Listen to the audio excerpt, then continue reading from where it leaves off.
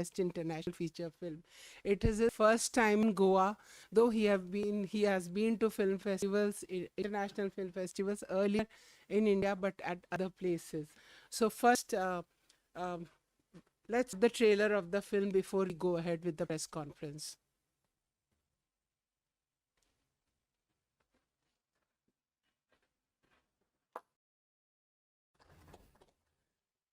As an opening remark, I just wanted to ask you, like, what was the main thought behind the film? What was your idea that you brought in here? What? Uh, it's actually a real story. It's inspired by the diaries of a real teacher. And we wrote the script together, three people, my wife, the owner of the diaries, and most details in the film actually happened in the real life. But of course, we added a lot of things to make it a film. It's not a, I mean, we just wanted to make a film about life, about the human relations, not about politics. I don't like politics. There are a lot of political details in the film, but it's not my main concern. It's just a background issue. I like telling stories about the human relations. That's all. Yeah, and we were seeing the trailer also, and those who are in the movie, like snow is also an integral part of your film. It's like it's coming out as a character in it itself. Yeah. Few words about that. It's because it increases the feeling of the isolation of the character, the snow. If this part of Turkey is the coldest part of Turkey, and you have snow there about 6 months. We needed it because otherwise it's not easy to shoot the film. You know, we needed a lot of time for snow. Otherwise, if you cannot finish your shooting, you have to wait next year. The shootings was about 3.5 months. We spent a lot of time. It was my longest script actually. It was 250 pages. For instance, Winter Sleep was the same length of a movie, but it was just 150, 160 pages. This is much longer. And I shot everything, and in the editing, I made it shorter. And also coming to the duration of the film, quite long, 3 hours, and was it Yes, but intentional? you have a lot of movies, Yeah, we I have a heard. lot of movies in India and Bollywood. Bollywood. Yeah. 3 hours is usual for you. So you wanted to keep it long. No, it was 5 hours. 5. Okay. So I cut it to 3 hours and 17 minutes. So now we open the floor to the audience here. Yes, please. Congratulations. Being a legend director, beautiful journey of all over globally, all over the world. More than 6 to 7 films of yours traveled various film festivals. I just wanted to know, as a director, which movie have given a beautiful best award as a director of your movie? Can you please explain? Please be seated because you're blocking the camera. Your movie, as a director, have you won which movie of yours as a best director award? Best director award in Cannes, it was Three Monkeys. Wow. And he's asking which you consider as the movie of yours. Which movie you of mine I like most? You like most. I think I like The Sleep most. If it's my preference, but have you released this movie in Turkey? theatrical release? In Turkey? in Yeah. theaters? Theater. Yeah, yes, of course, yeah. How was the response? Response was the best Very, in terms of the numbers. yeah, In terms of the box office, it was the best in Turkey. very nice. Maybe it's not because of the movie. It's maybe I'm getting more and more famous. I don't know. Reason we don't know, but it was the best results. Thank you. Next Sir, question, please. my name is Siraj Sayyed. I'm India correspondent for filmfestivals.com from Paris. In India, you are a legendary director. Whenever we talk about Turkish cinema, no conversation is complete without a substantial contribution of yours being discussed. And we are very happy that in Goa, 20 years after this festival started, you have come here. So first of all, welcome to Goa. Secondly, though you said that politics is not your main concern, it is a sub culture kind of thing coming into your film. It's not your main concern. Politics. Politics. Yeah, yeah. Now, Turkey being at the border of Europe and Asia, and this constant talk of whether it is a European country or whether it's an Asian country, and you go to that little waterway which separates Europe and Asia. How does this unique position impact human relationships in Turkey, being sort of influenced by both Asia and Europe?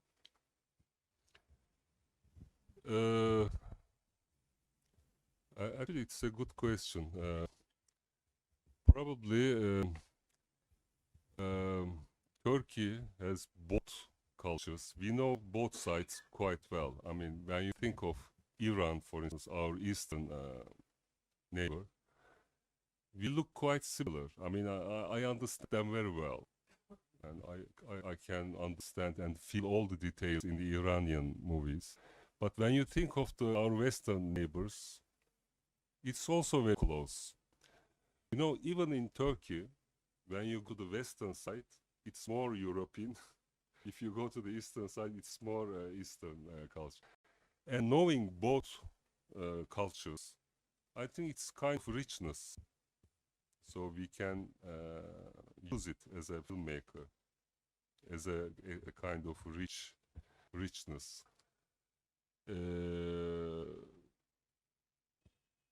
But this also means a kind of struggle, There is always a struggle between these two poles, in a way.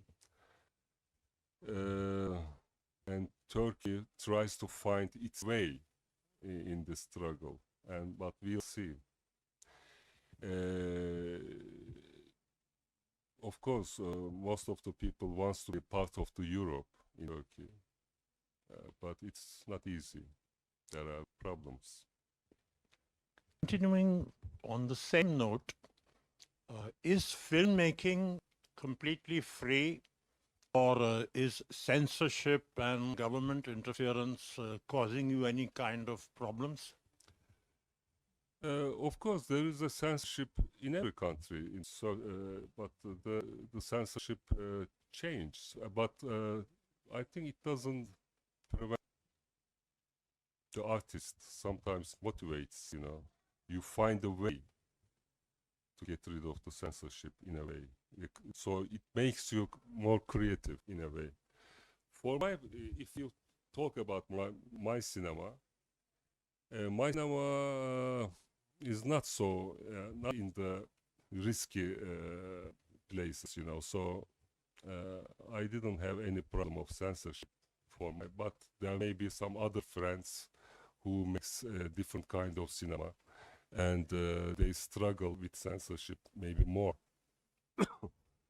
But for my cinema, it's not a problem. It was not a problem in my films. Thank you. Sir, I'm Harish from Mumbai. I think, your film, Profoundly Moving, it was.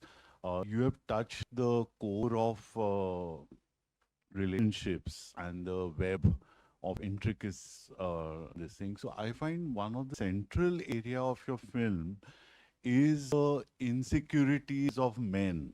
When you talk about masculinity, You know, it has been interrogated very beautifully and with so many layers and nuances. So the vulnerable side of men, which normally do not get portrayed very easily, even by well-known feminist male filmmakers who will make film on women. But to make film about the vulnerable side of men, I think that the film brilliantly says. So maybe you can elaborate a little bit your thought on this aspect, you know, the insecurity of men. Yes, I think it's also a good question, but it's very hard to speak in English for me. Yes, because I make films about my fears, about my weak sides, and about my insecurity and everything. So I know this aspect of life best, you know, when I just look at my own soul.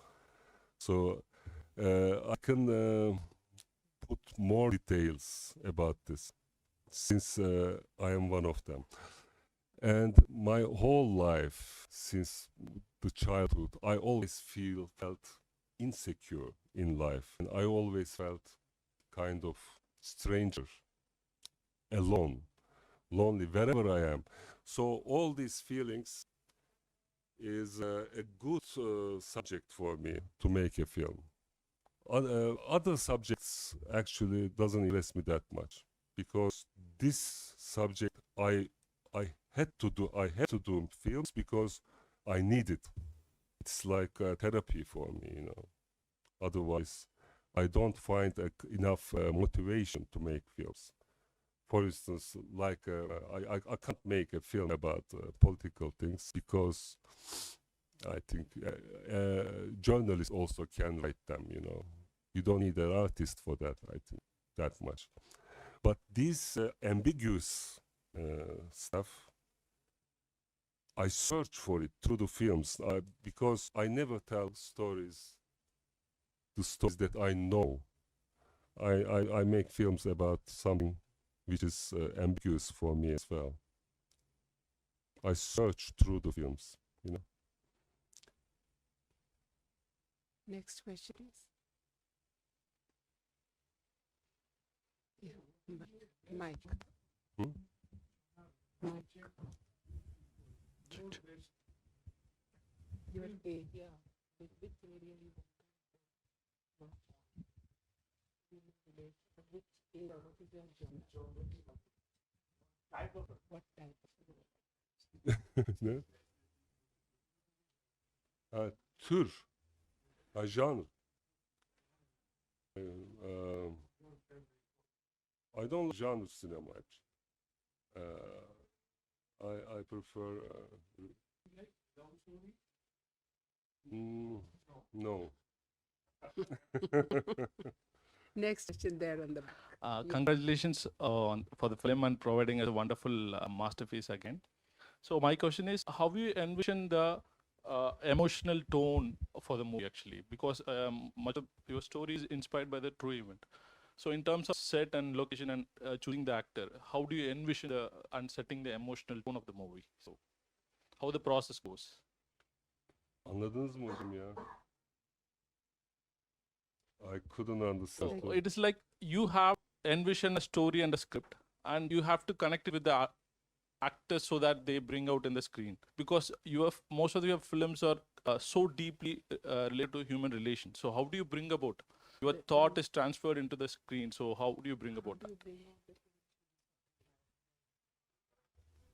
I don't know.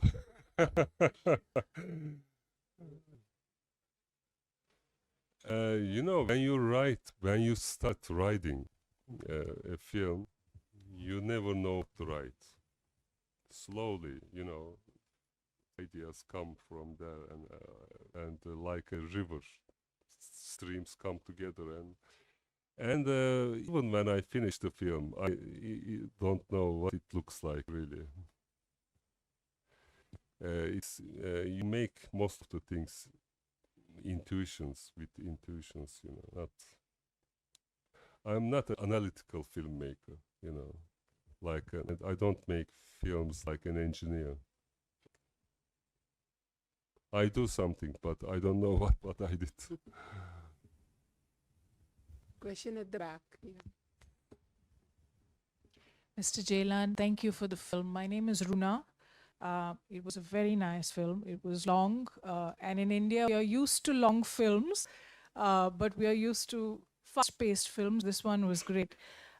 Towards the end, once he's reached the end of summer in the film, and there is the monologue, and a lot of what he's pondering about involves, again, talking to Simev in his mind. And I wondered why you were choosing that he's representing all of that again through a child, where hopefully he's left that relationship back and he's moving forward with the adult relationships that he has. Why did you choose to represent being stuck at that point in life through Simev again? Uh-huh. So why is the monologue in a way? Why the monologue, but involving Simev after school Simev. is over and... Because he couldn't get rid of that that thought, you know. If you can't get rid of it, you always turn back to it, you know. Because he couldn't formulate it in his head. I mean, if there is such a problem you can't get rid of, you try to formulate it, which will relieve you, you know, relieve you. And so I wanted to show his urge to formulate it. Monologue is that. But we don't have to believe what he says in the monologue. That's also true, because he formulates the things in the way that the thoughts will relieve him, relax him, or so it's a kind of trauma for him. So he needs to do something, and he always thinking about it. So I wanted to show this formulation that he formulates. But what he formulates, he doesn't believe himself, I think, also that much. And because at the very end of the film, we see it in his expression after the bird flies. He couldn't convince himself, I believe. Okay. Okay. I wondered whether there was a possibility of a different attachment with Simev than he was willing to acknowledge. Neden? Can you repeat again? I said I wondered whether it was possible that most of the time he is trying to show that he sees Simev as a child. But is there the possibility, by her being in the monologue, that he actually doesn't see her like that and has a different thought for her? Sorry. You have to explain again. Make it simpler, please.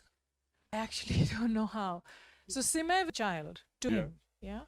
And in all the time that he's trying to discipline her and tell her to do what is right, he's trying to, I felt like he's trying to reinforce to himself also that she's a child. But when it's the final monologue and it's about where his life is going, she is there in that. She appears in that monologue. And he's moving forward with his life with adults. So what is the reason for her being in that particular space of his mind? Yeah, because what she did, when she did something he never expected, she is an adult anymore, maybe.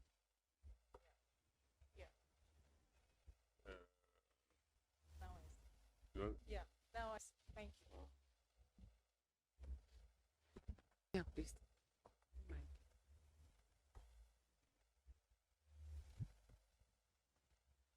I'm Sandeep. I'm a cinematographer.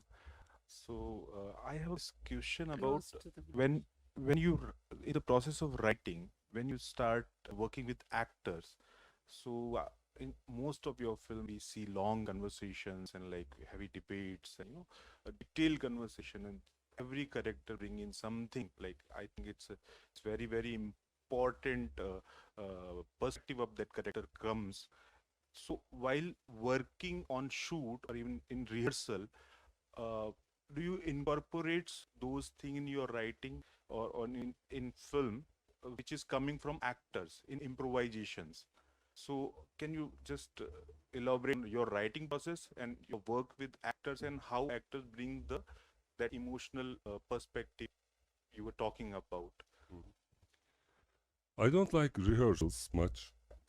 Before the shooting, we don't make rehearsals. Maybe only one time, just reading and something like that. But this debates, especially all the film, is quite well written. I mean, I don't like improvisation at first. I want them to memorize everything, just as written. When we succeeded, then I give them some freedom. Then I feel okay. And if you have something, if you want to try something, you can do now. So they can do as much as they like. But it's very difficult for the actors to go out of the script. They are used to it. If it's well written, they cannot go very far away. But sometimes there are small things, they can say it some different way. If it works, I use it. I try everything I can imagine. Everything. But in this film and in my last films, let me say, everything is written. Not much improvisation at all. So in addition to that, when your film goes like while shooting also, you can imagine it's going to become a longer film. Like while making it, you can afford like 200 minutes or something. When I shoot it, I never think about that. Never at all. I just shoot. Because in the shooting, you shouldn't decide on anything. And for instance, oh, this shoot was terrific. It's okay. No, you shouldn't think that way. Because in the editing, you see that, oh, it's not good. So you shouldn't be sure of anything. You should shoot different energies, different ways, everything you can imagine. Then in the editing, it's the only time you have time, many times. But the shooting, you have limited time, so you can't see the reality, And there are many things, but in the editing, you are more concentrated. So most of the time, you use the most unexpected shoot. It's completely different reality. If a director is really sure of himself in the shooting, I think it's no good. Shooting is really deceiving place. You should know this. Even if I like it very much when they I make them act differently also. Much lower, much softer, much less energy, or just the opposite. You should try. Thank you. Is there any other question? Yes, ma'am. Yeah, please. Hello, sir. My name is Deepak Jain, and I'm a film school student. So I wanted to know how's your relationship? How do you go about choosing a cinematographer? First, I watched your film Three Monkeys, and after that, I continues to watch your films also immediately. So, how do you go about choosing your cinematographer? Actually, in my first films, I was using the camera myself until Uzak. But when in Climates, since I was an actor, so I had to choose. When I worked with a cinematographer, I liked it because I should concentrate on the acting. So it's nice that you have a cinematographer. And I worked with the same one all time, but in the last film I changed it. This one. I chose this one because it was free. Because it was free and it was from the national television, and we had a partnership with the television, so I took the most qualified cinematographer. Since I know the business cinematography, I don't give much importance because I can control whoever comes. But for most of the other directors, cinematography is more important because they don't know much about lighting and etc.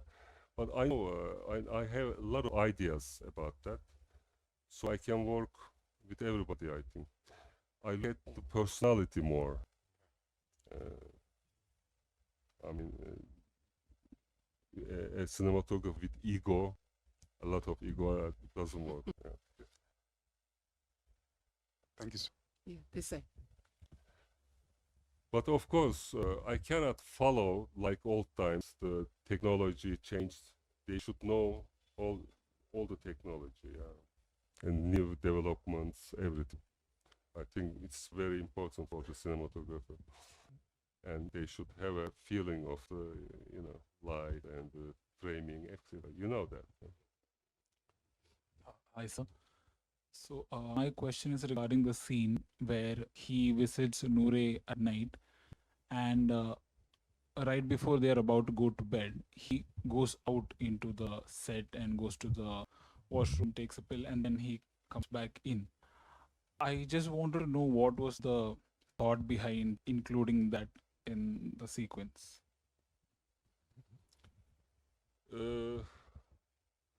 I was not sure of that, so I shot about 3 versions of that in different parts of the film. And in the editing, I thought this one works well because it was it was harmonic with the film, I thought, and also it was in the climax of the film during the and I wanted to, how do you say, neydi o kelime ya? I wanted the audience watch the film with a different eye, in a way. It's hard to talk in English about this. Personally had different opinions about that sequence. But I found it very interesting. Like it makes you think, at least it makes you think as to why that was put in there, as the film is self-aware of itself. I was watching it, there's a particular tone, there's particular emotions running, and suddenly you see this person leave that world and sort of come into our world. And I just wanted to know what the thought behind it was. Yeah. Another question I had was, so you said when you're working with your actors, you have everything strictly planned. They stick to it. You want it in a particular way. There are certain gazes that I've noticed, certain manner in which the characters look at each other. There are points where you see the protagonist look very menacing, like he looks down, and then you see this sort of evil in his eye.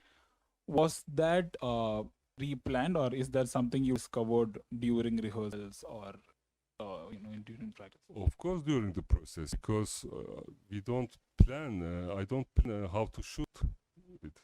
We have just the dialogues. Of course, I imagine something when I write them, but I search everything during the shooting. But I try different things, as I said before. And in the editing, maybe I used something else. I mean, I shoot something for some other scene, but I use it for somewhere else sometimes, So it's about human psychology. It's very unexpected and very surreal in a way. And in the editing, if you have a lot of materials, I think you can make a lot of things about the human nature. It's unexpected side of it.